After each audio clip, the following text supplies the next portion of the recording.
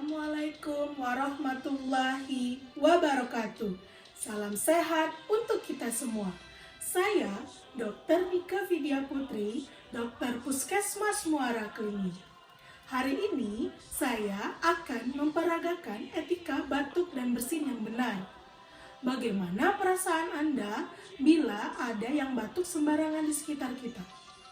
Kesal, marah, atau tidak peduli? Perlu diketahui, saat kita batuk dan bersin, banyak partikel kuman yang keluar dari mulut kita.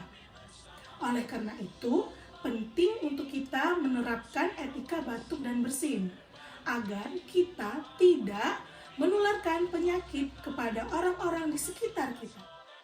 Adapun etika batuk dan bersin, yaitu pertama, saat kita akan batuk dan bersin, tutuplah hidung dan mulut menggunakan tisu. Jangan menggunakan telapak tangan. Kedua, apabila lupa membawa tisu, tutuplah hidung dan mulut menggunakan lengan baju bagian dalam. Ketiga, jika batuk terus berlanjut, gunakanlah masker. Keempat, tisu dan masker yang telah digunakan, buanglah ke tempat sampah. Kelima, setelah melakukan etika batuk dan bersin, jangan lupa mencuci tangan dengan air mengalir dan sabun, ataupun cairan berbasis alkohol.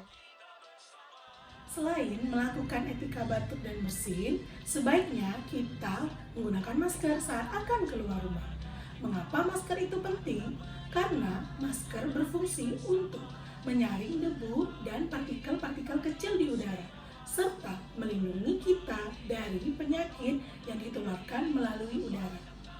Demikian informasi mengenai etika batuk dan bersin. Semoga bermanfaat.